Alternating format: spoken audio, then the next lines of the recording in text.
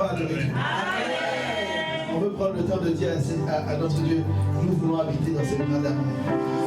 Ce matin, là où tu es, est-ce que tu peux élever la voix en esprit pendant la chorale? Pour toi, Jésus, pour toi. Pour toi, Jésus. Merci, Seigneur. Merci pour ce que tu as fait. Tu peux fermer les yeux, c'est un moment d'intimité avec Dieu. Tu es si précieux. Jésus, mon sauveur. Jésus, mon sauveur. Je veux chanter, je veux chanter. Je veux chanter un chant d'amour. Pour mon sauveur. Pour mon sauveur. Pour toi, Jésus. Pour toi, Jésus. Merci, merci, merci. Merci pour ce que tu as fait. Tu es si précieux. Jésus, mon sauveur. Jésus, mon sauveur. Je suis heureux. Je suis heureux. Tu as donné ton nom. Oui. Je ne veux pas être ailleurs. Je suis heureux. Je suis heureux. Tu as donné ton nom. Je ne veux pas être ailleurs. Je ne veux pas être ailleurs. Oh oui, Père, nous sommes heureux. Je suis heureux. Tu nous as donné le nom de Jésus, le nom au-dessus de tout nom. Nous ne voulons pas être ailleurs. Oh Seigneur, Haïti, nous voulons te dire que nous sommes heureux. Je suis heureux. Ce matin, ce n'est pas l'atmosphère extérieure qui va influencer l'atmosphère intérieure. Ce matin, nous voulons te dire, Haïti, je suis heureux.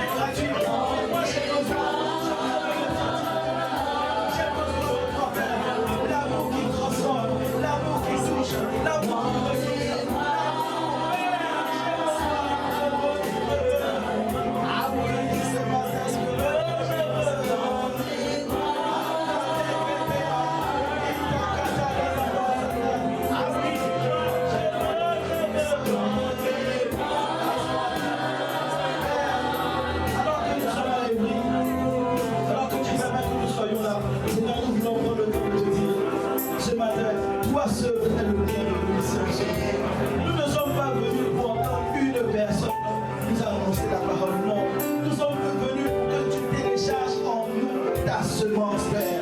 C'est ta semence qui transforme.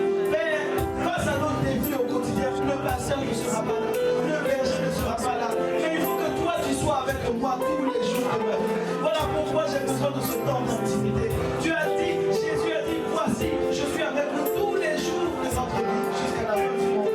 Seigneur, tu es présent dans nous par le Saint-Esprit. Voilà pourquoi ce matin, nous ne voulons pas commencer sans prendre le temps de t'inviter, de dire, Esprit de Dieu, Dieu soit le mécanisme qu'on règne. Parce que quand ce culte sera terminé, c'est toi qui vas poursuivre la journée avec nous. C'est toi qui vas poursuivre la semaine avec nous. Alors nous voulons prendre le temps de te dire, tu es le Dieu de nous. Sans toi honorer ici, sans toi honorer dans le monde, sans toi honorer au Seigneur. Là, Esprit de Dieu, nous sommes là sur la terre. Nous te bénissons en toi, nous te bénissons en toi, Esprit de Dieu. Nous avons besoin de toi. Il faut que tu sois toi qui parles. Il faut que tu sois toi qui télécharge. Il faut que tu sois toi qui transforme. Il n'y a personne qui peut transformer. Il n'y a que toi qui peux transformer. Alors ce matin, nous voulons te dire que tu es le Dieu. Sans toi honorer, sans Dieu. Esprit de Dieu, nous t'aimons. Toi notre Dieu, toi notre Père. Ce matin nous sommes là et nous voulons te dire, à Évry, nous vous attendons à toi. C'est toi qui vas faire. Merci pour l'assistance du Saint-Esprit. Dans le nom de Jésus. Et quelqu'un dit un bon amen.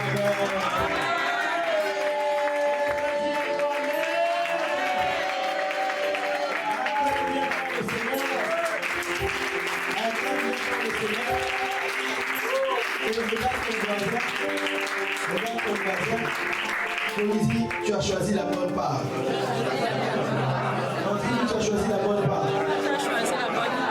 Et tu termines en me disant, par contre, je ne veux plus que tu sois un garçon. Par contre, je ne veux plus que tu sois un garçon. Est-ce que tu peux acclamer le Seigneur? Merci aux chants. Merci à l'équipe. Vous savez que le Seigneur a inspiré la DCA à son serviteur parce que l'atmosphère, quand tu prêches, n'était pas forcément favorable, c'était hostile. Tu vois, tu veux annoncer la bonne nouvelle et il y a toujours quelqu'un qui vient raconter ça au camp. Bon, toi qui n'étais pas au camp, tu es l'ouvrier de la dernière heure. Mais comme Jésus est bon, Jésus dit tu vas recevoir la même récompense. Acclame Dieu.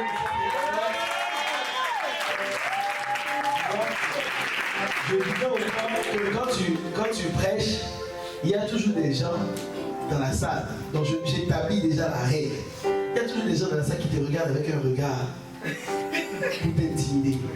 Tu vois, ils te regardent. Si tu veux, si tu ne me crois pas, viens prendre le micro une minute, tu vas voir, il y a des gens qui te regardent comme ça. Mais sachez que la forteresse de l'intimidation est tombée. Moi, ça ne marche pas avec moi. Si tu veux, regarde-moi avec ton regard. Moi aussi, je te regarde. Regarde-moi. C'est toi qui vas changer, c'est moi. Dis-moi Amen. On va vérifier qu'on est aligné sur la cité royale. Parce que quand tu pars d'une famille, ici c'est une autre. Normalement, l'ADN est le même. On est d'accord ou pas? Donc si je dis hey! Ah ok. On dirait qu'on est un peu aligné. Hein? Si je dis dis-moi Mohamed! Tu vois, il y a toujours un voisin qui répond pas. Bon, je vais redire encore, dis-moi Mohamed, et puis quand tu dis, tu regardes ton voisin. Tu vérifies qu'on n'a pas un intrus parmi nous. D'accord? Dis-moi Mohamed! Ah, ok. C'est bon. C'est bon. On est ensemble ici, c'est bon? Il a acclamé pour le Seigneur.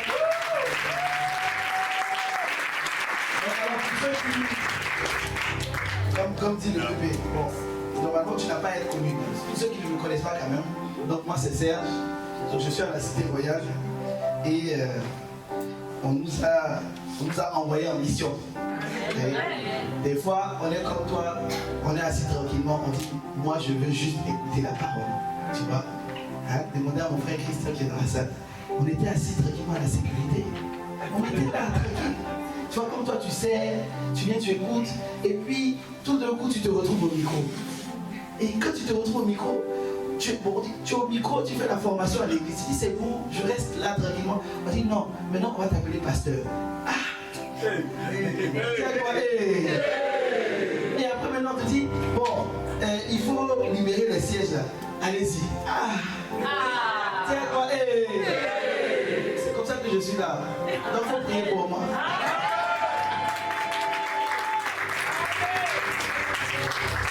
Alors, pour ceux qui n'étaient pas là au camp, alors moi je veux savoir, j'ai jusqu'à quelle heure, Yann? Parce que si vous ne me donnez pas l'heure, moi j'ai dit à votre berger, si vous ne me donnez pas l'heure, on est parti jusqu'à 14h. Amen! Non. Parce que quand on a fait le camp, ils sont là. Ceux qui ont fait le camp peuvent témoigner. Moi j'enchaîne seulement. Et si tu ne me fais pas signe pour me dire, stop, j'ai la grâce des femmes. On s'est compris ou pas? C'est une grâce. Une femme me disait moi amen.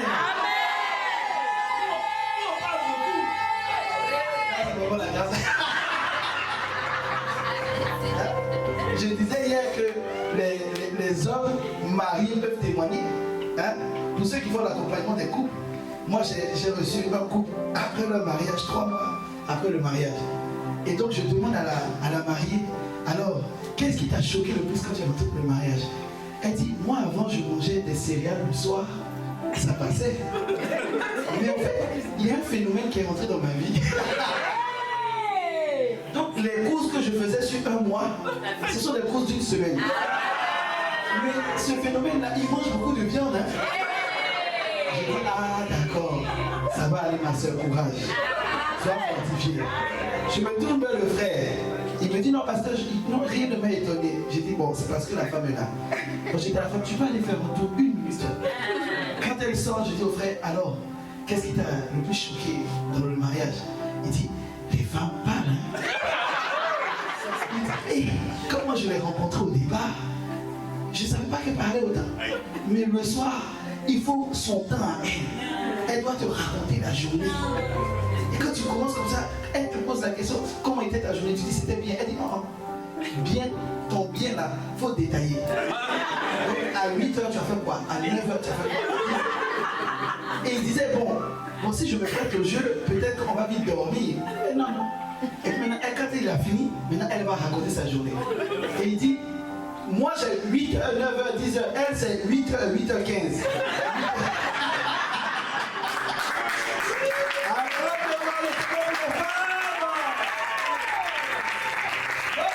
J'ai l'option des femmes, la grâce des femmes.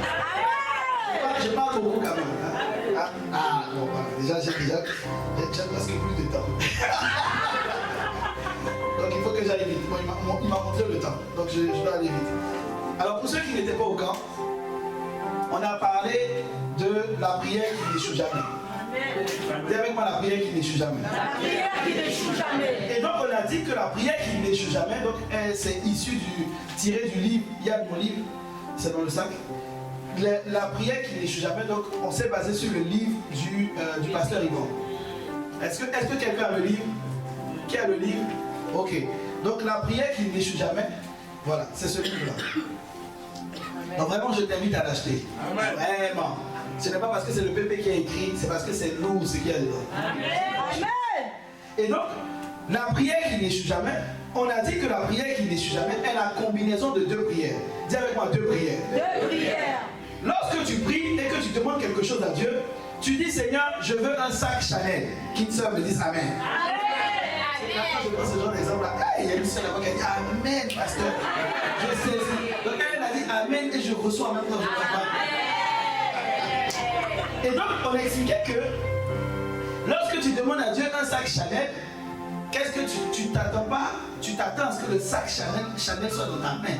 On est d'accord ou pas? Amen. Sauf que entre le moment où tu adresses ta requête à Dieu, monsieur Arnaud, viens te mettre à l'envers. Je peux prendre ton sac? C'est le sac de qui? C'est ton sac? Ah ok. Pourquoi il y a une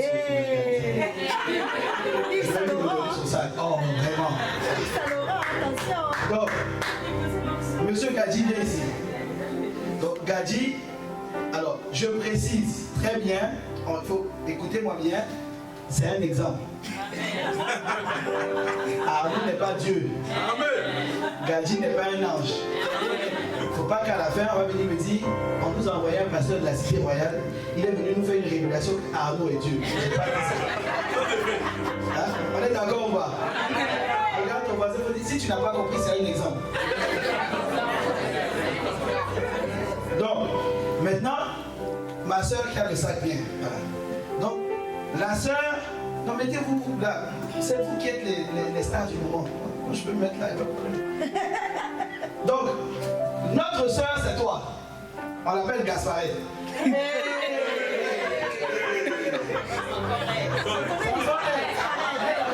C'est toujours elle, Gasparet. Donc, Gasparet demande à Dieu un sac Chanel. D'accord? Donc, au moment, quand elle va adresser sa requête à Dieu, ça, on appelle ça la prière. Dis avec moi la prière. La prière. Et donc, elle va adresser sa requête à Dieu. Donc, va parler à Dieu. Va parler à Dieu. Va parler. Gasparet, va. On l'a rebaptisé. Donc, elle est en train de demander à Dieu le sac Chanel. On est d'accord ou pas? Amen.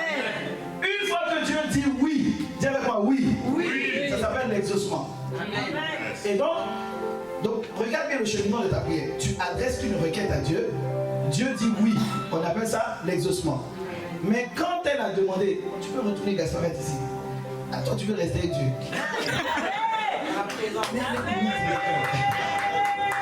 Donc, elle a demandé le sac. Mais est-ce qu'elle a reçu le sac? Non. Mais pourtant, Dieu a dit oui, n'est-ce pas? On est d'accord? Donc, il y a un moment, il y a un temps entre le moment où Dieu dit oui et le moment où Dieu donne le sac à l'ange. Quand Dieu a dit oui, Dieu donne le sac à l'ange pour dire à l'ange, va donner le sac à Gasparet. D'accord? Et donc, il faut que tu aies en tête que, ça c'est le peuple qui décrit dans le livre, que quand tu pries, il y a la requête, dis avec moi la requête, il y a l'exaucement, et ensuite il y a l'envoi du colis. C'est clair ça ou pas? Donc, la prière qu'a fait Gasparet, qu'elle a adressée à Dieu, lorsque Dieu a dit oui, on appelle cette prière-là la prière efficace. Ah. Mais dites fort, on appelle ça la prière efficace. C'est la prière efficace. D'accord? Quand tu adresses une requête à Dieu et qu'il dit oui, cette prière est appelée la prière efficace. Ensuite, quand l'ange il est là, il doit venir livrer le colis à Gasparet. On est d'accord? Sauf que l'ange doit prendre les transports. Non, je caricature pour que tu comprennes bien. Il doit prendre les transports. Il faut payer le carburant de ce transport. Il faut mettre l'essence. Quand tu es venu avec ta voiture ce matin, tu as mis l'essence dedans, n'est-ce pas? Donc il faut l'essence qui vienne. Donc il faut qu'elle paye l'essence. Et cette essence-là, ça se paye en prière, en heure de prière. Dis avec moi, heure de prière. Heure de prière. Donc la prière que va faire Gasparet pour avoir son colis, c'est ce qu'on appelle la prière persistante. Donc la combinaison, donc quand elle fait cette prière, elle fait comme si tu pries Gasparet. Alléluia. Donc pendant qu'elle a fait de prier, non, continue, pourquoi tu ouvres les yeux? Mais vraiment. Gasparet aussi, elle est là. Donc Gasparet, elle continue de prier, et pendant qu'elle prie, plus elle prie, plus l'ange avance. Et il vient, et il lui donne le colis. C'est bon, arrête de prier, arrête de les embrouiller. Voilà, on acclame le Seigneur pour Gasparet.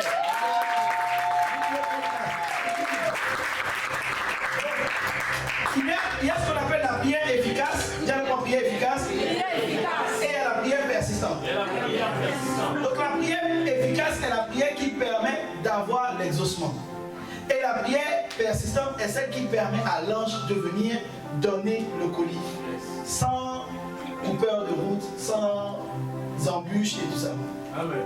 Il a fallu un jour et demi. Donc je ne peux pas tout reprendre aujourd'hui. Mais on a bien détaillé et tout ça. D'accord? Amen.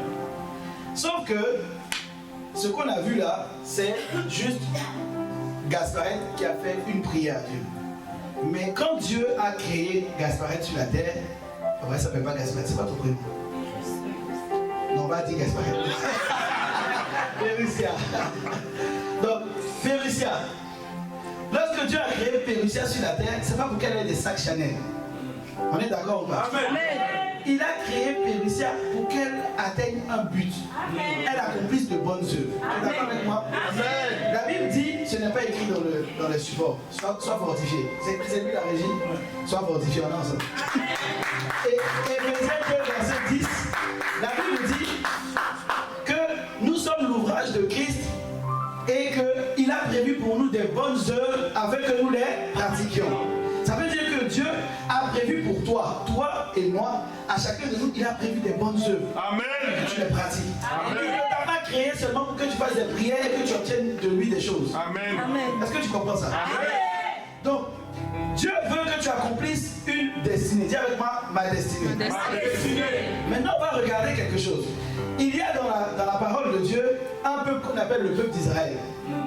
Moi, quand je prêche, je suis un peu terre à terre pour que tout le monde puisse comprendre. D'accord? Donc, le peuple d'Israël, Dieu a destiné le peuple d'Israël à vivre et à se déployer sur une terre qu'on appelle la terre promise. La Bible dit au sujet de cette terre, Exode 33, verset 3, là c'est bon, c'est dans le support, tu peux afficher. On attend la régie. Acclamons le Seigneur pour la régie. J'ai oublié de dire, je me suis la pression à la régie. Donc, Exode 33, verset 3. Donc, en attendant qu'il affiche, prions pour lui, hein. C'est pas facile. La régie. La Bible dit, Exode 33, verset 3, la Bible dit, monte vers ce pays où coule le lait et le miel. Dis avec moi le lait et le miel. Le lait et le miel. C'est l'endroit que Dieu voulait pour son peuple. À la base, Dieu ne voulait pas que Israël soit en Égypte en persécution. Il ne voulait pas cela. La destinée d'Israël était de vivre sur la terre promise. Est-ce que tu comprends ça? Amen. Et la Bible dit, quand on lit Deutéronome 26, versets 8 à 9, et l'Éternel nous fit sortir d'Égypte à main forte et à bras étendus, avec des prodiges de terreur, avec des signes et des miracles. Il nous a conduits dans ce lieu et il nous a donné dans ce pays. Il nous a donné ce pays, pays où coule le lait et le miel. Donc si on te pose la question, est-ce que Dieu voulait que ce pays, est-ce que Dieu voulait que Israël aille dans la terre promise? Tu dis Deutéronome 26, versets 8 à 9. C'est là où se trouve la réponse. Amen. C'est clair pour toi? Amen. Donc Dieu avait prévu une destinée pour Israël. Tout comme Dieu a prévu une destinée pour toi. Amen. Dis avec moi, Dieu a une destinée pour moi. Dieu a une destinée pour moi. Tu vois, quand tu répètes, on a l'impression qu'il est 6 heures du matin. Donc dis avec moi, Dieu a une destinée pour moi. Dieu a une destinée pour moi. Voilà. Ça c'est bon. Donc Dieu a une destinée pour toi. Il a une destinée pour toi. Amen. Ne crois pas que ta vie est une vie qui ne sert à rien. Amen. Non, je te dis que tu as un emploi ou que tu n'as pas d'emploi, que tu as des papiers ou que tu n'as pas des papiers. Amen. Quelle que soit ta situation, Dieu comprenne ça. Ça, c'est la première vérité que tu dois retenir aujourd'hui. Dieu est une pour toi. Amen. Tu vois, je racontais au camp que moi, je pensais que ma destinée, c'était de faire du business. Quand j'écoute souvent le témoignage de Pépé, je dis, mais on avait le même projet, lui et moi. Moi, j'ai fait une école de commerce. Je dis, je vais monter mon business, tout ça, et puis je me retrouve pasteur. Vraiment. Donc Dieu a une destinée pour toi. Des fois, tu ne sais même pas quelle est la destinée. Tu vas te retrouver pasteur, on est ensemble. Tout le monde n'est pas destiné à devenir pasteur. Amen. Mais il y a ceux que Dieu va choisir. Amen. Et même si tu ne dis pas Amen, c'est pas grave. Il y a d'autres qui disent rien. Moi je me souviens, en 2023, l'année 2023 commence. C'était l'année des ordinations. L'année commence, mais je ne sais pas comment m'ordonner. Avril, l'ordination c'est en juillet. Avril, ils sont en train de débattre sur les ordinations. Je ne sais pas comment m'ordonner. Mais, je ne sais pas. Juin, il fallait trouver le moyen de me dire. Parce qu'il faut préparer les costumes. Il m'a dit, lui, là, si on lui dit, il va fuir l'église. Vous voyez ou pas? Donc, ils ont contacté ma femme pour dire, on veut m'offrir un costume. Mais, dis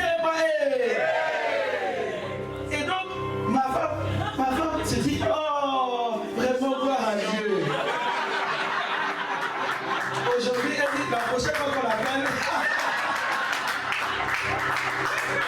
Donc elle dit oui, il fait telle taille. Et on lui dit, niveau du pantalon, ah, il fait telle taille et tout ça. Et après, je suis au ministère de la prière et le pasteur du ministère de la prière me dit, ah, je t'invite à dîner. Je me suis dit, je calcule dans le temps. Les ordinations, c'est bientôt. Je crois qu'ils ont déjà débattu. Donc s'il ne m'a pas appelé avant, c'est bon, je peux aller dîner. S'il m'appelait juste avant le choix, c'était douteux. Donc tu pars pas. Comme ça, on t'oublie. Tu vois ou pas? Il m'invite, donc j'arrive. Il dit, ah, mange. Je mange. Ça. Il dit, non, prends ton dessert, mange bien. Quoi, tout ça. Et puis on parle de foot, du Real de Madrid, tout ça. On rigole, tout. Et puis au moment où il prend ses clés pour partir, il dit, ah, j'ai oublié de te dire, le PP t'a validé pour devenir pasteur. Bon, bonne soirée.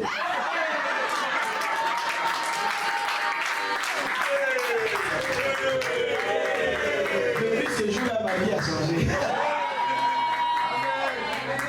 la même grâce te localise. Dieu est destiné pour toi. Dis avec moi, Dieu est destiné pour moi. Et tu sais, comme Dieu est destiné pour toi, le diable aussi sait que Dieu est destiné pour toi. Et si tu regardes dans le parcours d'Israël, ils étaient en Égypte, on les maltraitait. Dieu met à la tête de l'Égypte une personne qu'on appelle Moïse, pour les conduire à la terre promise. Après Moïse, Dieu place à la tête de l'Égypte Josué. Et quand ils avancent dans le temps, plus ils avancent, il faut que je regarde le temps. Plus ils avancent dans le temps, c'est quand j'ai dit le temps, je me suis rappelé. C'est ça le problème quand tu fais l'école. En fait, quand tu fais l'école, tu n'as tellement pas le problème de temps. Maintenant, le jour où tu prêches, tu dis, hé Jésus, qui a avancé l'heure? C'est Sandrine. Donc, plus ils avançaient dans le temps, qu'est-ce qui se passait? Ils avancent, le peuple commence à être découragé. Et vous savez, ils se retrouvent face à quoi? À une ville qu'on appelle Jéricho. Tu connais l'histoire de Jéricho? Quand on lit Josué 6, verset 1, la Bible dit que les portes de la ville de Jéricho étaient toutes soigneusement barricadées contre les Israélites. Personne ne pouvait entrer, personne ne pouvait sortir. Et quand tu fais des recherches sur Internet, on te dit que Jéricho avait des murailles grandes. C'était une ville forte. Dis avec moi, une ville forte. Une ville forte. Et donc, cette ville-là était entre la terre promise et Israël qui devait rentrer à la terre promise. Cette ville était là. Et donc, Israël devait trouver le moyen de passer cette ville-là et entrer à la terre promise. Est-ce que tu comprends ça? Amen. De la même manière, si tu as compris ça, de la même manière, ce que le diable fait avec toi, c'est que il sait que tu as une destinée. Dis avec moi, j'ai une destinée. J'ai une destinée. Et qu'est-ce qu'il va faire? Il va bâtir des Jéricho dans ta vie. À l'intérieur de toi. Il va faire bâtir des Jéricho à l'intérieur de toi. Là, tu poses la question, mais comment il fait? Comment il y rentre? Par tes expériences de la vie. Quand tu es petit, tu vas entendre peut-être une tante, ou peut-être même les parents. Tu es bête, toi tu es bête, toi là, tu es trop bête. Vraiment, comment j'ai pu mettre au monde un enfant aussi bête? Et toi aussi tu prends. Tu as intégré. Premier Jéricho. Tu as été dans une famille où la mère a été abandonnée par le père. Et vous savez, les salons de coiffure, ça c'est le lieu des Congossas. Le lieu par excellence des Congossas, des critiques. Donc, depuis que tu es petite, tu arrives dans les salons de coiffure pour te coiffer, et puis tu entends toutes les femmes aigries du salon. Les hommes, ils sont tous les mêmes. Ils sont tous comme ci, ils sont tous comme ça. Et tu entends ta cousine, ta nièce, ta tante, tout le monde te raconter. Donc, quand tu écoutes tout ça, dès que tu décides d'accepter, tu viens de commencer à bâtir le deuxième Jéricho. Jéricho du rejet. Donc, maintenant, même si tu as prévu un bon gars pour toi, quand il va arriver, dès qu'il arrive, il correspond à tous les critères. Mais dans ta tête, tu entends, les hommes sont tous les mêmes. C'est Jéricho. Dis avec moi Jéricho. Jéricho. Et donc, le nom que le pasteur Yvan donne à ce qu'on appelle Jéricho, on appelle ça les forteresses. Amen. À l'intérieur de toi, le diable fait bâtir des forteresses à l'intérieur de toi. Et on a fait tout un camp sur la prière. Donc, la prière fait partie des armes qu'il faut utiliser pour ébranler, détruire une forteresse. Mais c'est important de terminer le camp en précisant que la prière n'est pas la seule arme. Amen. Voilà pourquoi le titre du message, c'est les choses qui doivent accompagner ta prière pour que tu accomplisses ta destinée. Est-ce que tu comprends ça? Donc on va lire ensemble 2 Corinthiens. Alors ça me fait bizarre d'être en mode culte. J'aurais voulu désigner quelqu'un. Toi, Lee, Jessie. Elle est où Jessie? Elle n'est pas venue au culte. Elle est là. Elle est là. Elle est là. Elle est là. Jessie. Prise. Elle est là. Ah, Prise est là. Ah, elle va se souvenir du camp. Ce sont les 2 prénoms que j'ai bien gardés. Donc, quand je cherche quelqu'un pour lui dire Jessie, où tu es? Elle est là. Donc, lisons ensemble 2 Corinthiens 6, les versets 3 à 6. Ah, la régie, aujourd'hui, là, ça bug un peu. Hein. Bon, on acclame le Seigneur. La vérité de Dieu. Tu peux noter dans ton cahier 2 Corinthiens 16, les versets 3 à 6. Et je te lis. Prête attention. La Bible dit, car quoique nous vivions dans la chair, nous ne combattons point selon la chair. Et les armes avec lesquelles nous combattons ne sont pas charnelles. Dieu te dit, pour combattre des forteresses, tu ne dois pas combattre avec les armes charnelles. Ça veut dire que ça ne sert à rien de dire, à l'intérieur de moi, il y a une forteresse de rejet. Je vais aller chercher une calache. Et puis, je crois que c'est localisé dans mon cœur. Tu vas mourir. Tu as compris? On ne combat pas avec les armes charnelles. La Bible dit, mais et les armes avec lesquelles nous combattons ne sont pas charnelles. Elles sont puissantes par la vertu de Dieu pour renverser les forteresses. Et détruire tous les conseils et toute hauteur qui s'élève contre la connaissance de Dieu et pour emmener captives toutes les pensées et les soumettre à l'obéissance de Christ. Ça veut dire que pour lutter contre les forteresses, on n'utilise pas des armes charnelles. On utilise des armes spirituelles. Tiens avec moi les armes spirituelles. Tiens avec moi les armes spirituelles. Quand on lit ce verset, on comprend que avoir une forteresse n'est pas une fatalité. Puisque la Bible dit que on peut renverser. Elles sont puissantes par la vertu de Dieu pour renverser les forteresses. Tiens avec moi, les forteresses peuvent être renversées. Tu comprends? Donc si à l'intérieur de toi, il y a une forteresse de rejet, une forteresse de colère, une forteresse de honte, ce matin, pas plus tard que ce matin, là, avant que je vienne, je m'apprête à sortir de l'hôtel et il y a une fille qui m'appelle, une jeune fille de la cité. Elle me dit, Pasteur Serge, je sais que tu as le culte, mais est-ce que tu ne me juges pas? Hein? Je ne te juge pas, c'est-à-dire, qu'est-ce que tu veux me dire? Elle me dit, non, j'ai mes règles. Et donc j'ai mal au ventre. Je veux que tu pries pour moi. Je dis, oh, donc c'est à cause de ça que je vais te juger. J'ai dit, toi, tu entends des voix. Tu entends des voix. Juste parce que tu vas me dire que tu veux que je prie pour toi, tu te dis, je vais te juger parce que tu as mal au ventre, donc ce n'est pas normal. Miséricorde. Elle dit, ah, pardon. Puis on a prié. Et puis après, on a raccroché, puis je suis venu. Tu vois, ce sont des petits Jéricho comme ça dans ta vie. Tu sais que tu dois appeler telle personne. Tu dois aller voir. Je me souviens en avril 2024. Là, moi qui vous parle, pasteur, miséricorde. Je vais voir le PP parce que à l'époque j'avais une page Instagram. Mais vous voyez, je pense que quelqu'un ici a la même page. C'est la page où il n'y a pas de photos. Où il y a 14 personnes, tes amis autour de toi. Et puis j'appelle ça les pages furtives, tu vois. Tu vas te balader sur tous les profils. Et puis tu es en paix, tu vois. Et le peuple prêche un jour, il dit, oui, allez sur les réseaux, les pasteurs, il faut y aller. Machin. Mais père, là tu me pousses dans ma... Là, moi je vais sortir de ma zone de confort. Là. Donc je vais le voir et je lui dis, Dad, je comprends quelque chose. Tu dis qu'on doit aller sur les réseaux. Mais bon, moi si je commence à préparer des contenus et tout ça, est-ce que tu ne vas pas mal le prendre que, tu vois, on prêche, on fasse des réels sur tes vidéos, tout ça? Il m'a regardé. Il dit avec moi, pasteur. Pasteur. Il me dit, tu entends des voix, toi? Est-ce que c'est pas moi qui t'ai dit d'aller sur les réseaux? J'ai dit oui. Il dit, bon, pourquoi tu veux me demander encore la permission d'aller sur les réseaux? Il dit, donc ça veut dire qu'il y a une voix qui t'a dit que si tu pars sur les réseaux, le peuple va se fâcher. Est-ce que tu comprends ça? Dis avec moi Jéricho. Jéricho. Dis encore avec moi pasteur. Pasteur.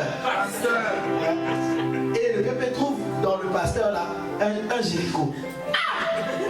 Donc imagine un peu les Jérichos que tu peux avoir. Il y a des Jérichos qui sont subtils. Et donc tu dois travailler à renverser tous les Jérichos de ta vie. Avoir un Jéricho, une forteresse n'est pas une fatalité.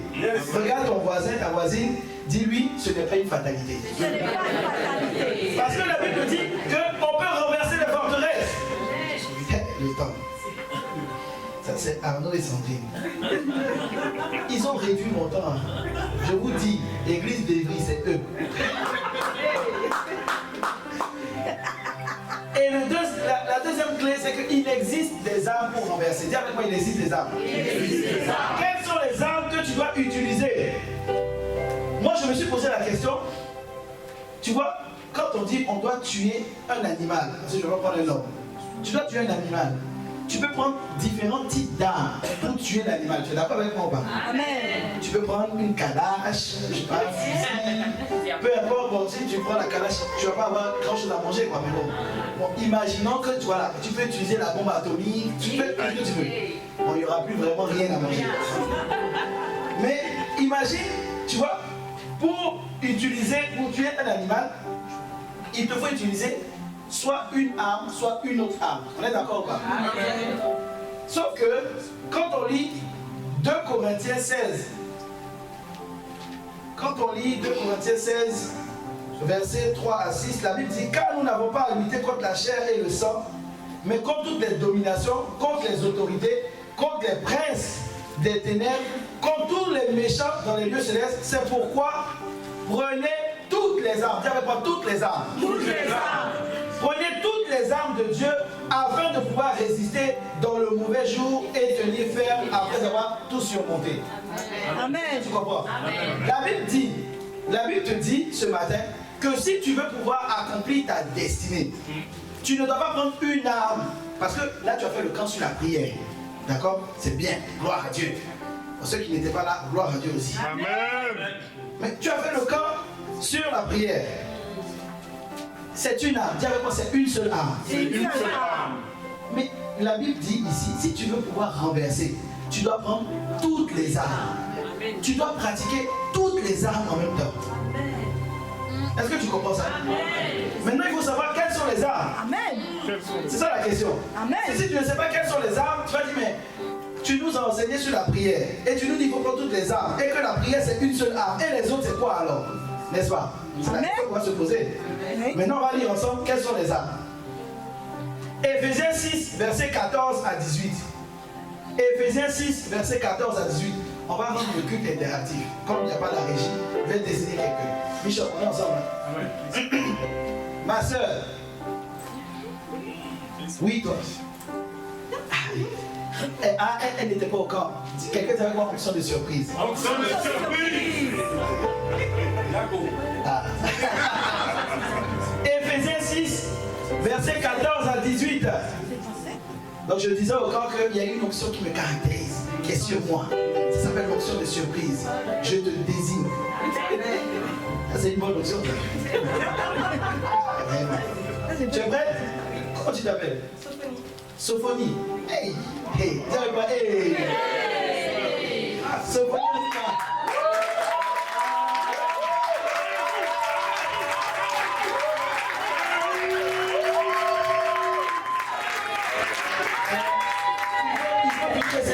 c'est la première fois que quelqu'un voit la parole de Dieu qui acclame. Ouais.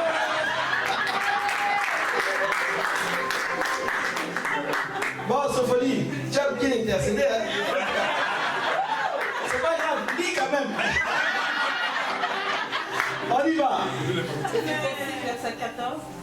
Tenez donc ferme, ayez autour de votre taille la vérité en guise de ceinture.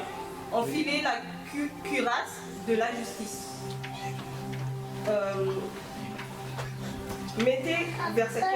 Mettez comme chaussure à vos pieds le zèle pour annoncer l'évangile de paix. Verset 16. Prenez en toutes circonstances le bouclier de la foi, avec lequel vous pourrez éteindre toutes les flèches enflammées du mal. Faites aussi bon accueil au casque du salut et à l'épée de l'esprit, c'est-à-dire la parole de Dieu. Verset 18. Faites en tout temps par l'esprit toutes sortes de prières et de supplications.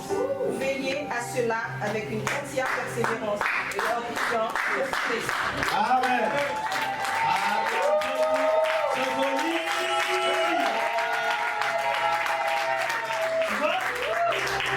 Généralement, toi et moi, nous connaissons que le verset 18. N'est-ce pas? Faites en tout temps par l'esprit. C'est ça? Oui, c'est ça. Faites en tout temps par l'esprit toutes sortes de prières et de supplications. Sauf que c'est la 7e arme. Avant ça, il a cité 6. Tu comprends? Amen.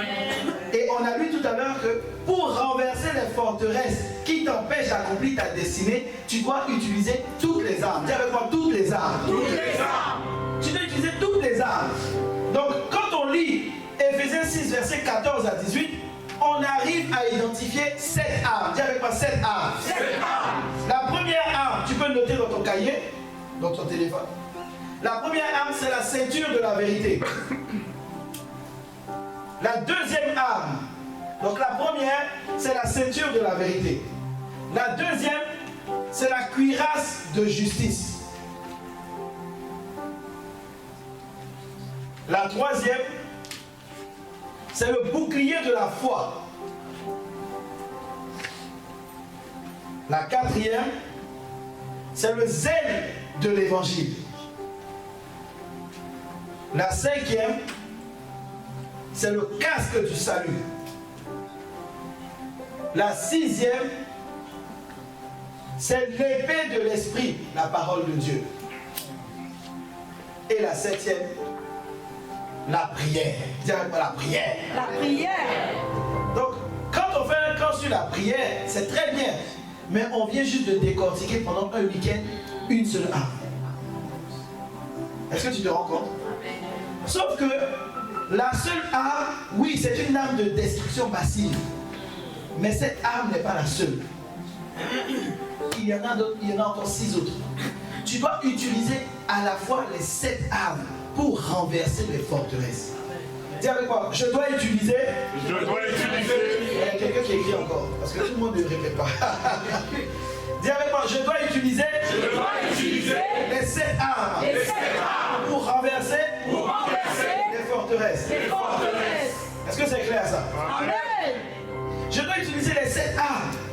Et on va donner brièvement, avant de clôturer, parce qu'on va. Parce que Arnaud arrive. Ah, on l'a oublié. Amen. Amen.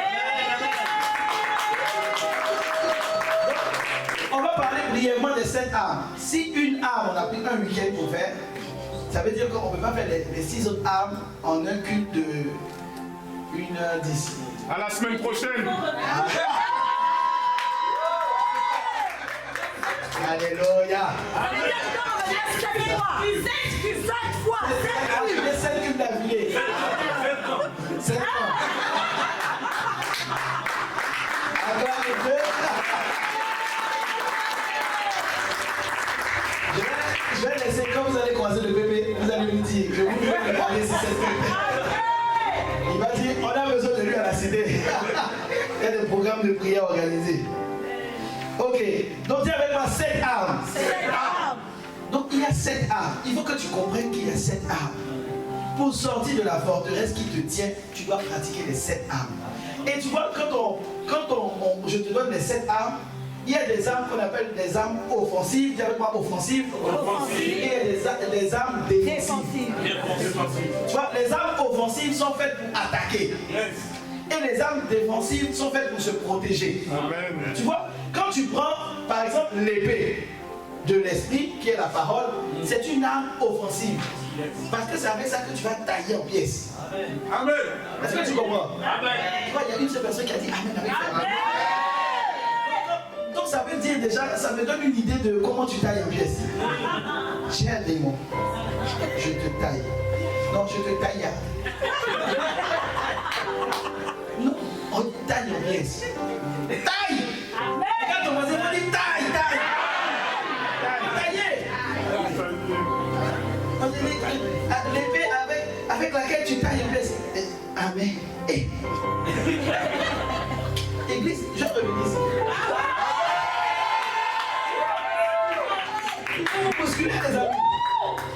Donc, quand tu dis tu dois tailler en pièces, j'ai raconté au camp. Là, tu as raté. Voisin qui n'était pas là. Voisin qui était là, touche le fond, il dit tu as raté. La prochaine fois, on va dire qu'on sera venu. J'ai raconté qu'un jour, je dormais à la maison. Et puis, j'ai senti comme si on m'étouffait. Et ça n'était pas arrivé depuis longtemps. Et quand j'ai senti qu'on m'a étouffé, tu sais, habituellement, toi, quand tu sens ça, qu'est-ce qui se passe? Tu paniques, n'est-ce pas? Tu te dis, hey, il y a quelqu'un qui va m'étouffer. Moi, j'ai souri. J'ai dit, hey, on peut faire du sport. Ça fait longtemps. J'ai dit, dès que j'ai senti que je me suis levé, j'ai dit, Père, je plaide le mérite du sang de Jésus. Il ne sort pas. Ah, je sors du lit, je dis, bébé, je reviens. J'ai un cas à régler. Ah, j'ai taillé. Non, mais j'ai taillé. Je te l'ai maltraité. Quand on a fini la séance de sport, je lui ai dit, bon, maintenant, destination, mes lieux arrivent. Allez, je vais à ma maison, j'ai d'autres choses à faire. Et je dors tranquille. Tu vois, il y a une confiance que tu dois avoir. Et quand tu dis taille en pièces, tu vois, tu dis, je taille. Hey. Tu tailles quoi? Faut tailler. Regarde ton voisin, il faut tailler. Faut tailler. Donc il y a ce qu'on appelle les armes offensives et il y a ce qu'on appelle les armes défensives. Les armes offensives, c'est l'épée. Dis avec moi l'épée. Les armes offensives, c'est aussi la prière. Dis avec moi la prière. Parce que l'épée, tu vois, dans la vraie vie, il n'y a pas un truc comme l'épée. Il n'y a pas. Et la perche, donne-moi la perche. Voilà, tu vois, dans l'épée, supposons que ça c'est l'épée, donc ça a une portée limitée, tu vois pas? Si je veux te taper, bon, il faut que tu sois à proximité, quoi. On est d'accord ou pas? Mais ce qui est bien avec la prière, c'est comme une bombe atomique. C'est-à-dire, je suis en France, et puis au pays là-bas, quand quelqu'un essaie de me toucher, tu dis, hey, il n'y a pas de temps. Non, là tu es allé sur le terrain de la prière, donc moi aussi je vais aller là-bas. Donc j'envoie le feu. Il est là-bas, lui seul, il brûle. Il n'y a pas de. C'est une arme offensive. Tu comprends ça? Il y a des armes offensives et des armes défensives. Amen. Donc quand tu regardes la cuirasse de la justice, c'est. Tu vois, quand tu regardes des films de gladiateurs, tu vois le bouclier qu'ils mettent là, qui donne des tablettes de chocolat. Tu vois pas? Parce qu'il y a certains qui ont des tablettes fondues. Moi j'ai des tablettes fondues. Ouais. Donc il faut le bouclier de la foi. Pour qu'un adversaire en face me respecte. Sinon s'il me voit, il va dire, ah frère, on dirait qu'il n'y a pas grand chose dedans là. On est d'accord ou pas? Il faut la cuirasse de justice par main. Tu comprends ça? Il te faut le bouclier de la foi. C'est une arme défensive. Quand tu regardes le bouclier, tu le tiens comme ça. Ce n'est pas pour rien. C'est pour que s'il y a une flèche enflammée, tu puisses déjouer la flèche. Est-ce que tu comprends? Donc c'est une arme défensive. Le casque du salut. S'il y a une flèche qui se balade quelque part et qui veut toucher ton casque et qui veut toucher ta tête, le casque est là pour te protéger. Amen. Est-ce que tu comprends ça? Amen. Dis le mot amen. Et quand tu es sur le terrain de bataille, il peut avoir une épée cassée, un bout de verre qui traîne. Tu vois? Et si tu marches sans chaussures, tu vas te blesser. Ça va t'handicaper. Donc les chaussures du zèle de l'évangile, c'est une arme défensive. Parce qu'elle te protège contre les risques qu'on ne voit pas. Est-ce que tu comprends ça? Amen. C'est clair pour toi? Amen. Maintenant on va décortiquer en quelques minutes. Je fais exprès, comme ça, votre berger dit hey, la prochaine fois, on va faire une unique.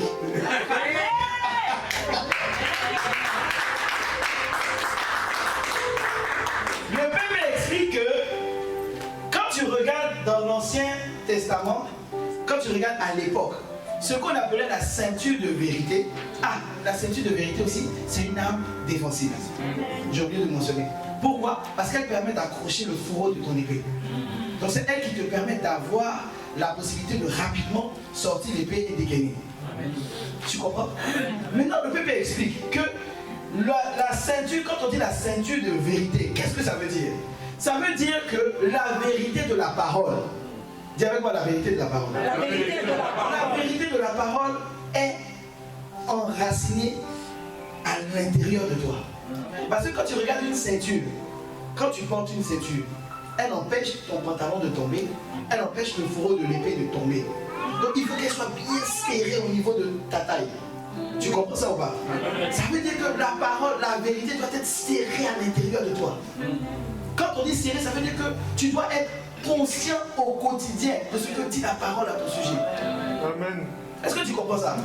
C'est ça porter la ceinture de vérité, c'est ça porter la ceinture de vérité. Être conscient de la vérité de la parole. Dis avec moi, je dois être conscient. Je dois être conscient. Je vais te donner un exemple.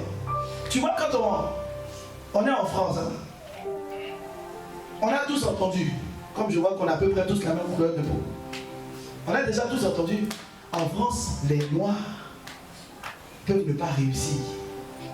Il y a du favoritisme envers les Blancs. Tu as au moins entendu ça au moins une fois, n'est-ce pas? Et donc, ça c'est ce que les gens disent à l'extérieur. Que dit la parole? La parole dit que tout lieu où foule la plante de tes pieds, je te donne un héritage. Bon, voilà ce que dit la parole, voilà ce que disent les gens. Moi je me souviens quand je suis arrivé en France, les gens m'ont dit, tu vas arriver, frère, quand tu as fini tes études, il faut faire l'APS.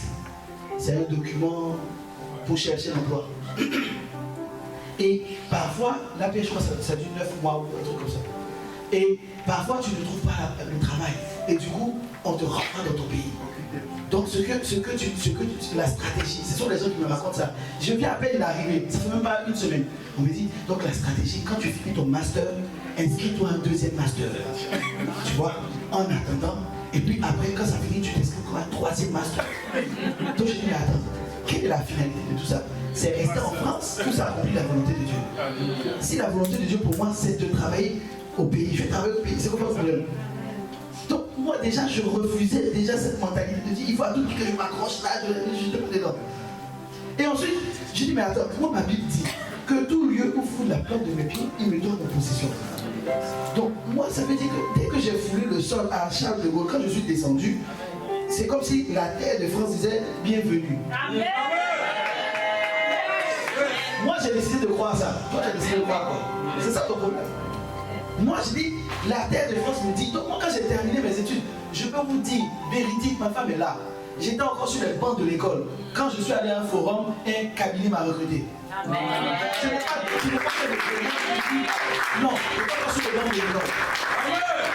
Quand je passais mes examens, je faisais mon mémoire, tout ça, tu vois, j'avais pas de problème quoi. Je voyais les autres en train de galérer. Ils disent, mais comment tu as fait? J'ai dit, moi, tout lieu où font la plaine de Dieu, il me donne en possession. Avec quelle vérité? Quelle est la vérité qu'il y a à l'intérieur de toi? Est-ce que tu décides de croire ce qu'il y a à l'extérieur ou tu décides de croire ce qui a été écrit? Tu comprends? De la même manière, quand on dit prends les 7 armes, ça veut dire qu'au moment où tu viens prier, tu ne viens pas prier en étant là, bon, est-ce que la prière va marcher? Aïe! La Bible dit la prière fervente du juste a une grande efficacité. Tu crois la parole ou tu crois ce que toi-même, ce que les gens vont te dire? Ah, tu sais que ta soeur a prié de la même manière, elle est encore là. Hein? Donc quand tu entends ça, déjà toi-même, tu es ébranlé à l'intérieur de toi. On appelle ça Jéricho. Il veut nourrir, il veut faire mieux. Bon, vous n'étiez pas au camp. Oh, hey. Je ne reviens pas sur le camp. Voilà, demandez aux autres. Donc, on ceinture de vérité. Dis avec moi la ceinture de vérité. Ok. Il faut que je choisisse. Il faut que je choisisse. Quelle est la prochaine arme que je prends? On va prendre l'épée. J'ai pris une arme. Il faut que je fasse la cuirasse de la justice. Bon, je fais les deux. Voilà. Donc, la cuirasse de la justice, qu'est-ce que c'est? Tu vois, quand tu regardes des films de combat, les films comme le SWAT, le PPM, ça pense que j'aime ce genre de film. Tu vois, quand tu regardes ces films-là, les films d'action, moi j'aime trop les films d'action. Maintenant, j'ai pas le temps de trop regarder. Quand tu regardes, tu remarques qu'il y a toujours une unité qui est devant, et puis il y a des gens qui sont derrière. En fait, ceux qui sont derrière, parfois ils n'ont pas de gilet pare-balles. Pourquoi? On met ceux qui ont le gilet pare-balles devant. Tu comprends? Parce que celui qui a le gilet pare-balles et celui qui ne l'a pas n'ont pas la même manière de se comporter sur le champ de bataille. Celui qui a le gilet pare-balles, si un ennemi sort petit, j'aime bien imiter ça. J'aime trop. Moi j'aurais dû être acteur. Dieu m'a réquisitionné pour devenir pasteur. Donc, on tire sur toi. Quand tu as le gilet pare-balles, tu fais semblant de mourir. Mais tu sais qu'il n'y a rien en face. Tu vois ou pas? Tu sais que ta vie n'est pas en danger. Mais quand il n'y a pas de gilet pare-balles, quand le gars fait sortir de l'arme, tu cours, frère, tu cours. Tu cours. Tu ne te comprends pas de la même manière. Ça veut dire que le gilet pare-balles donne une certaine confiance, une certaine assurance à celui qui porte. C'est pareil avec la cuirasse de justice. La cuirasse de justice, c'est le fait que tu sois conscient que, en fait, tu as pratiqué la ceinture de vérité. Et tu te dis, mais en fait, le diable te dit, tu vois, le pistolet qu'ils vont prendre pour tirer sur celui qui a le gilet pare-balles. Le but de ce pistolet est de communiquer la mort. Tu es d'accord avec moi ou pas? Parce que si cette balle-là arrive à te toucher, tu es mort. Tu es d'accord avec moi? Sauf que le gilet pare-balles te protège. De la même manière, le diable a plein de ruses pour te communiquer la mort. Et donc, toi, si tu n'es pas conscient que cette mort-là n'est plus ton partage, tu vas croire en cela. C'est ça qu'on appelle la cuirasse de justice. La cuirasse de justice, c'est la conscience que Dieu m'a justifié. Amen. Tu vois? Donc si quelqu'un vient, tu vois, on me fait culpabiliser, on me raconte que oui, si tu continues comme ça, toi tu vas périr. Tu dis non, moi je sais que je suis déjà justifié par le sang. Je suis déjà justifié par le sang. Donc ces ruses-là ne marcheront pas contre moi. J'ai raconté au camp PCNC, pas au camp de prière ici, que mon père est décédé, mon père biologique est décédé en 2020. Et je devais aller au pays. Et quand je dois prendre l'avion, j'ai entendu des histoires, des amis. Laissez tomber. Quand toi-même tu veux monter dans l'avion, tu dis, yeah, je suis foutu. Celui qui m'attendent là-bas m'attendent les pieds fermes. Si tu n'es pas en Christ, tu vas paniquer. Mais la cuirasse de justice, les gens te disent, il y a des gens là-bas, quand ils vont te serrer la main, ils font des incantations. Donc ils te communiquent des sorts. Et puis tu vas mourir. Frère, je dois prendre l'avion sur la route.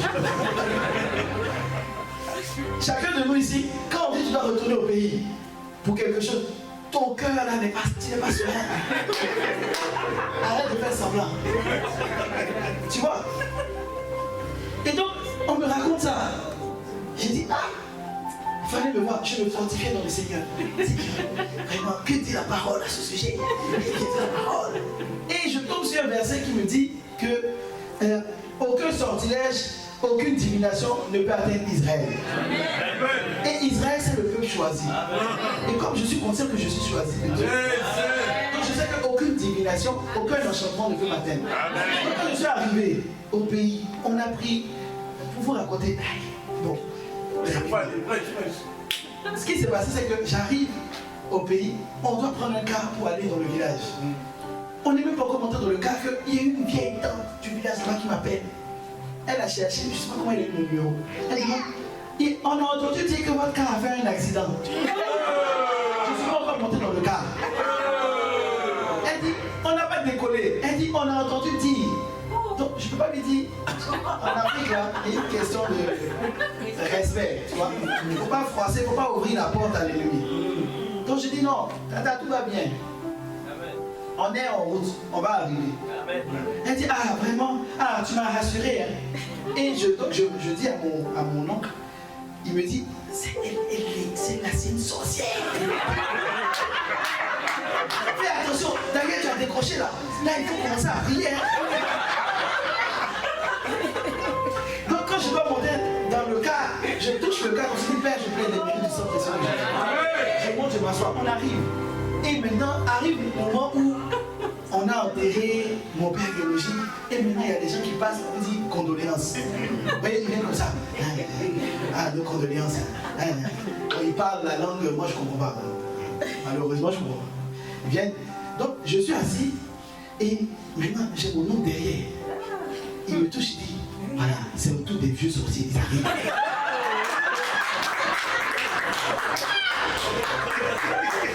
Donc, je vois mon grand frère qui me regarde. Parce que dans la famille, je suis le seul zélé. Donc, mes frères me regardent, j'ai dit, les amis. Donc, je les ai regardés, j'ai dit, j'ai plaidé le mérite du sang de Jésus. Soyez sereins. Aucune divination, aucun changement de peuple. Je saluais et je saluais avec une poigne de fer. Bonjour. Bonjour.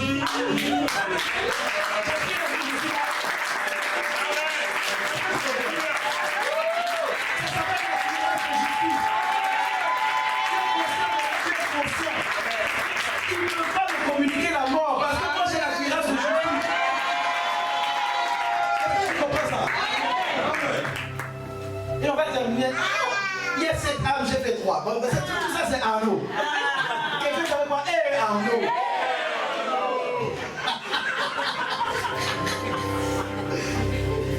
Et on va parler de l'épée de l'esprit. La parole de Dieu. Malheureusement, on ne verra pas tout. L'épée de l'esprit. La parole de Dieu. Lorsque tu lis les Écritures et que tu regardes le mot grec dans Éphésiens 6 au verset 18, au verset 14 ou 15, quand il dit « Et à l'épée de l'esprit, la parole de Dieu ». Le mot parole ici, c'est le mot grec « rhéma ». Dis avec moi « rhéma ». Quand on parle de parole de Dieu, il y a ce qu'on appelle le logos, c'est ça. Le logos, c'est la parole écrite. D'accord? Ça, c'est la parole écrite, on appelle ça le logos.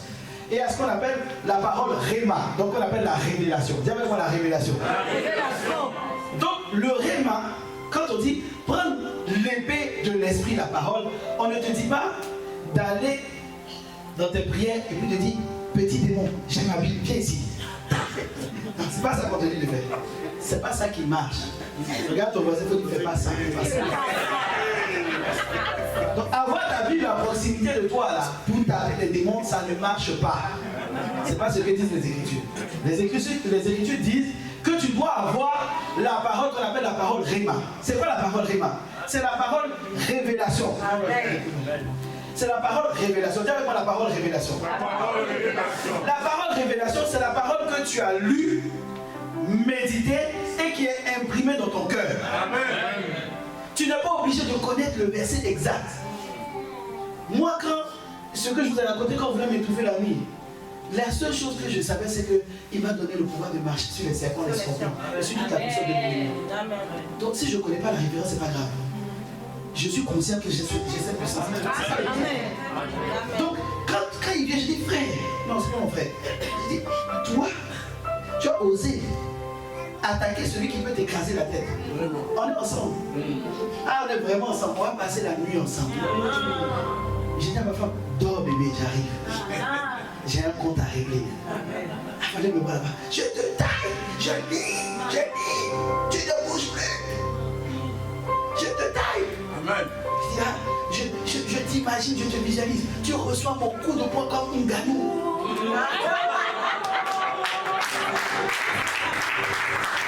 Tu tailles.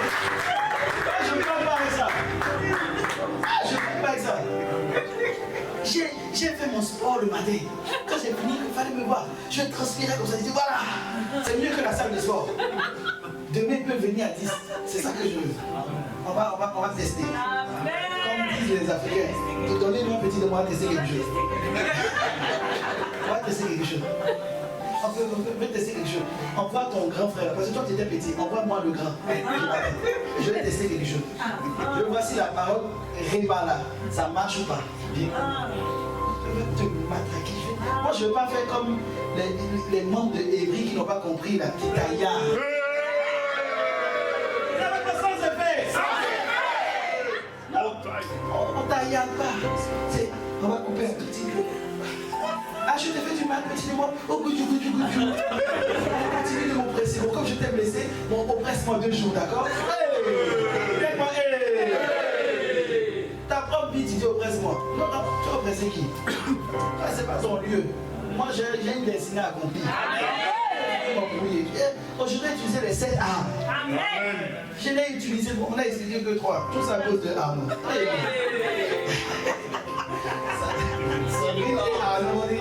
Quand on va découvrir après côté, pas ça. Le truc était bien, sauf que c'est la trop tiré de pied. Est-ce que tu as compris? Amen. Ce que tu dois retenir, c'est que c'est bien de faire un corps de prière. C'est bien de comprendre la prière qui n'échoue jamais. Mais la prière qui n'échoue jamais, c'est une arme pour te permettre d'accomplir ta destinée. Amen. Cette arme-là doit être accompagnée des 6 autres. Amen. Et contrairement aux animaux qu'on tue, on choisit une arme ou une autre arme pour détruire des forteresses, renverser les forteresses. Il faut utiliser toutes les armes. Amen. Tu vois, quand on parle du bouclier de la foi, c'est bon, je peux atterrir dans ça. Quand on parle du bouclier de la foi, tu vois, quand tu regardes, c'est pour contrecarrer les flèches de l'ennemi. Tu comprends? Mais en fait, c'est de la même manière que quand tu lis Hébreux 11 au verset 1, la Bible dit que oh, la foi est la ferme assurance des choses qu'on espère, la démonstration de celles qu'on ne voit pas. Tu vois? Donc, utiliser le bouclier de la foi, c'est quand Dieu dit que j'ai prévu pour toi des projets de paix et non de malheur. Les gens te disent, écoute, il n'y a pas de travail.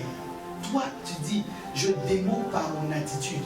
Je ne veux pas être inquiet. Je vais pratiquer le bouclier de la foi. Moi, je sais qu'il a prévu pour moi des projets de paix. L'inquiétude que tu essaies de me communiquer ne rentrera pas. Parce que je viens de contrecarrer la parole que tu viens de m'envoyer qui était une flèche, qui voulait atteindre mon cœur et me faire stresser. Cette flèche-là, je démontre par mon attitude de confiance et de sérénité que moi, il a prévu pour moi des projets de paix. Je ne sais pas pour toi, moi, il a prévu pour moi des projets de paix. Après, c'est chacun est libre d'accepter. Moi, j'ai accepté. Amen. J'ai accepté. Amen. Toi, est-ce que tu acceptes? Amen. Dis avec moi, j'accepte. J'accepte. On va se tenir debout. Ah, j'étais bien pensé. Tu vois, je veux qu'on prenne le temps pendant quelques minutes.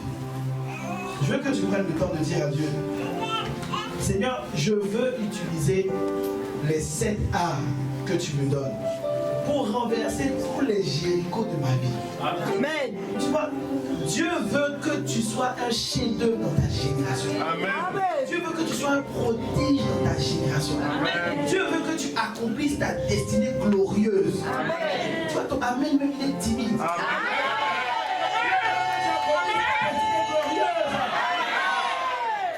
Tu l'accomplisses.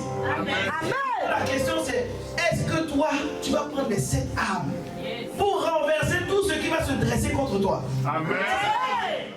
Décide de prendre les 7 armes. Amen. Alors tu vas élever la voix. Pendant quelques secondes, tu vas dire à Dieu, Seigneur, ce matin, je décide de prendre les 7 armes de Dieu. Je décide de prendre tes 7 armes. Élève la voix là où tu es.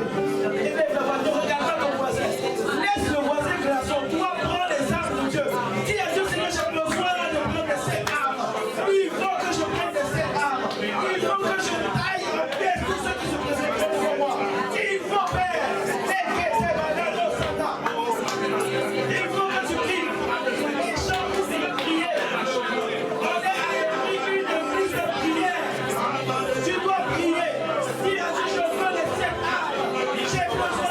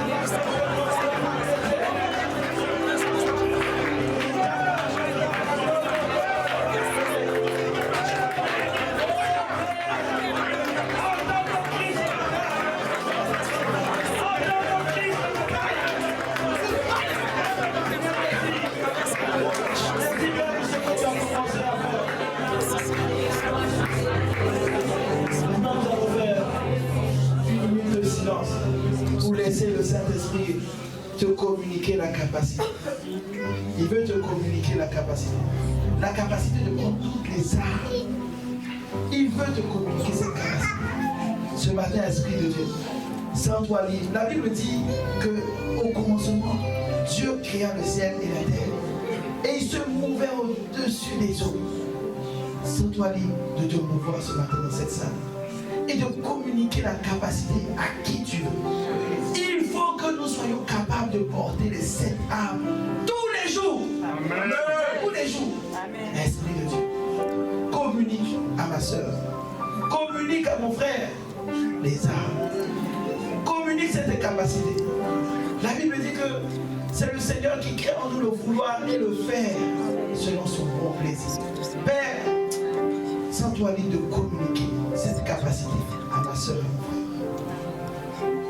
frère. Et tu vois, bien-aimé, toi qui es ici parmi nous, on a parlé d'une destinée. On a dit que Dieu a une destinée pour toi. Dis avec moi, Dieu a une destinée. Dieu a une destinée. Pour moi. Pour moi. Dieu a une destinée pour toi. Amen. Quelle que soit ta condition, ta situation, il a une destinée pour toi. Il veut que tu accomplisses cette destinée. Et comme tu l'accomplis pendant ce culte, il y a le diable également, l'ennemi, qui vient mettre des forteresses pour t'empêcher d'accomplir ta destinée. Mais pour y arriver, il faut que tu prennes les 7 armes de Dieu. Et seuls ceux qui sont en Christ peuvent utiliser ces 7 armes. Il faut avoir accepté Jésus comme Seigneur et Sauveur et appelé enfant de Dieu pour pouvoir porter les 7 armes de Dieu. Voilà pourquoi, tête baissée, les yeux fermés, je vais demander à quelqu'un parmi nous, si tu es parmi nous et que tu n'es pas encore enfant de Dieu, tu ne sais même pas qu'est-ce que ça signifie être enfant de Dieu. Tu n'as jamais fait ce qu'on appelle la prière du Seigneur. Mais tu veux accomplir ta destinée. Tu veux accomplir ce que Dieu a prévu pour toi. Alors je vais t'inviter à lever la main là où tu te trouves. Lève la main là où tu es. Le Seigneur veut ramener quelqu'un à la maison. Il veut toucher quelqu'un ce matin. Alors si tu es présent parmi nous, n'aie pas honte de lever la main. On est tous ici, on est ensemble. Lève la main bien haut. Waouh. Est-ce que tu peux acclamer bien fort le Seigneur? Le Seigneur a choisi avec vous. Il a bâti une vie de racheter le cœur. Et donc ici, tout le monde a la capacité de pouvoir porter des armes. Amen. Maintenant, c'est une question de volonté. Amen. Tu vois, au quotidien, sois conscient déjà c'est quoi les 7 armes et pratique-les au quotidien. Amen. Que le Seigneur te bénisse abondamment. Amen.